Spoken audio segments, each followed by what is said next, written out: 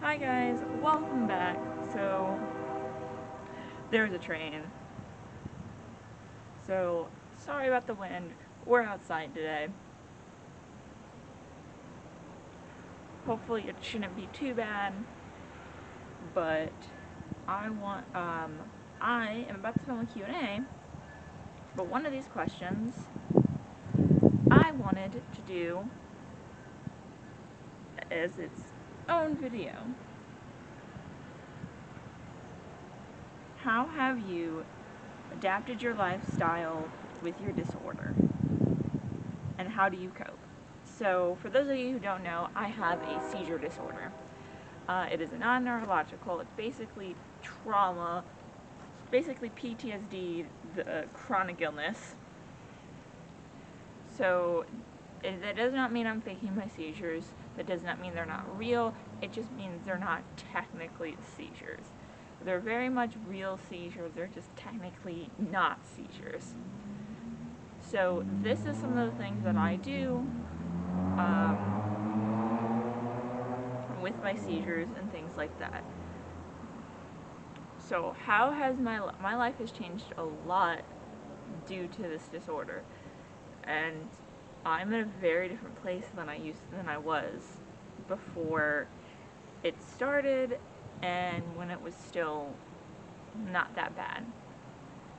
First off, I cannot do 9 to 5 work. I cannot do a normal job, and the adult entertainment industry, I cannot do normal shoots, I cannot go and work with someone else due to my disability. It just would not be functional and it would not be feasible.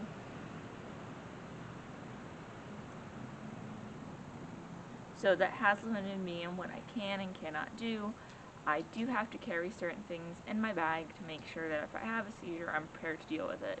I carry earplugs in my bag to deal with the... Sorry, just hearing something I'm not sure. I think it's a squirrel up there.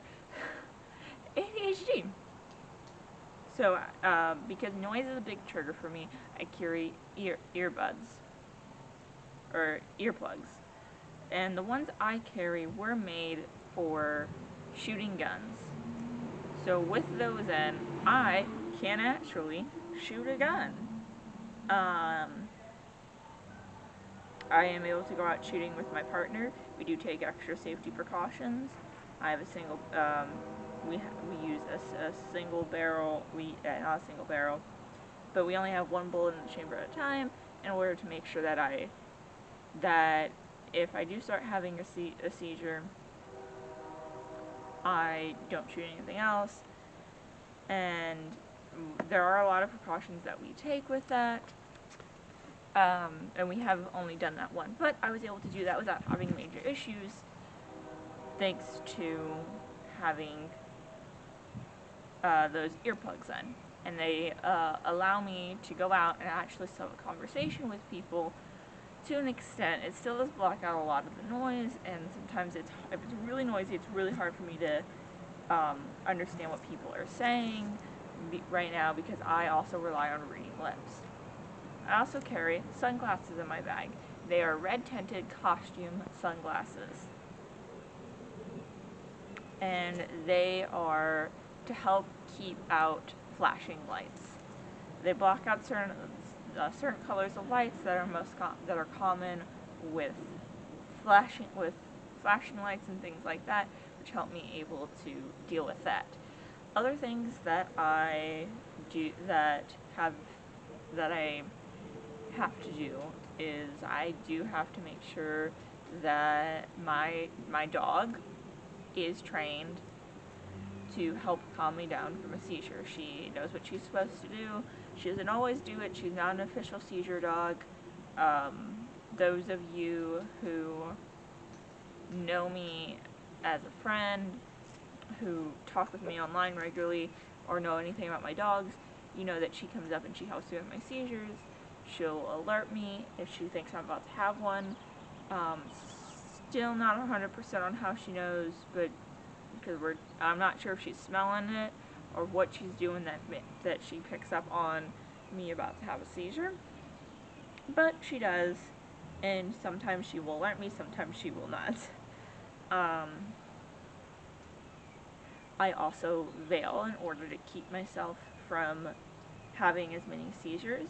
I veil for spiritual reasons, and the seizures do, those spiritual reasons do affect my seizures.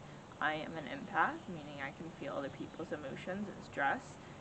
So I put this on to protect myself from their emotions and their stress and all that they have going on in their lives. So I don't have to have that added stress on top of mine and have more seizures. I do a lot of antidepressive spells and a lot of anti-anxiety spells through my witchcraft to help me deal with it, to help lower my anxiety and lower my depression, so it's at a baseline that I can deal with. It's not necessarily about getting rid of it, it's about lowering it to where I can deal with it.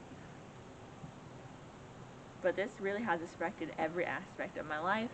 I became a homemaker in part because I could not work. I loved it and I enjoyed it so much, but I became a homemaker in part because I could not work. And I cannot make enough stably in order to simply work from videos. I have not been able to get up there. I don't know what it is I need to do to increase my following and get more views and on my work, but I do not make enough from that, and I make nothing from this YouTube channel other than what I make from the Patreon, which is not much to support. So I do not make enough to support myself. So I did take on a housewife role in order to help around the house because I felt like I wasn't doing anything. And I actually really liked it, and I don't think I would necessarily go back to full-time work if I was able to. I might go back to part-time because being around the house all day sucks sometimes, but I don't think I have really enjoyed being a stay-at-home homemaker. That has come from my seizures, and that is a positive thing. It let me discover something new about myself that I actually really enjoy. So coping with this is another thing. The things that I have talked about are harm reduction. And there are a lot of other things I do for harm reduction as well. And that is, coping is another thing. I'm still working on trying to figure out how to cope and how to deal with my disorder and how to live my life better, and it's hard. I think my biggest advice to anyone trying to cope with this is find the things you love and find a way to do them. I love cooking, so I will a lot of times I'll cut up vegetables and things early in the week so I can cook later if I'm having a bad seizure day. I can get up and I can cook. Because some days I'm not able to use a knife because I might stab myself. I don't have full feeling in this hand because I stabbed myself. I was squeezing my partner's hand the other day, and he's like, squeeze it tighter, and I'm squeezing it tighter, and he's like, that's not how tight you go. I'm like, babe, that's the bad hand. And he's like, what? I do it with the other hand. He's like, oh wow, you really don't have full use of that hand.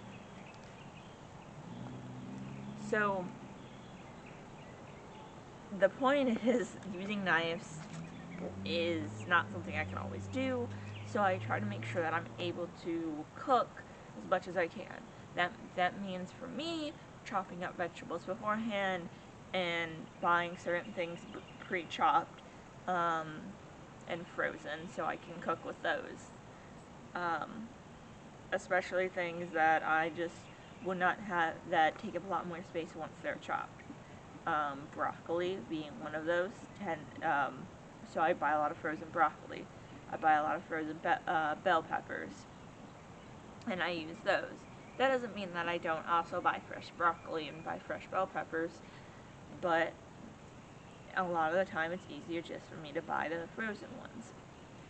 And that helps me cope. That helps me be able to do the things that I love without having to give them up. Even though I have this disorder that makes it hard to do these things.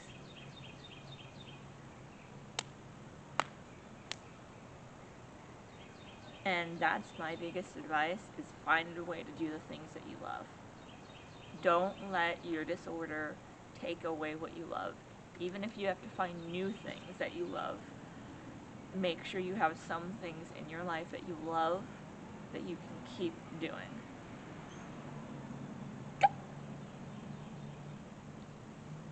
But that's all I really have for this video, and I wanted to make a full video because this was a bit of a longer topic, but that's all I really have for this video. And if you have any questions about my disorder, go ahead and leave them in the comment section below. If I get a decent amount of questions that I feel comfortable answering about my life with this disorder, I will be open to doing another video answering those specific questions. Bye guys.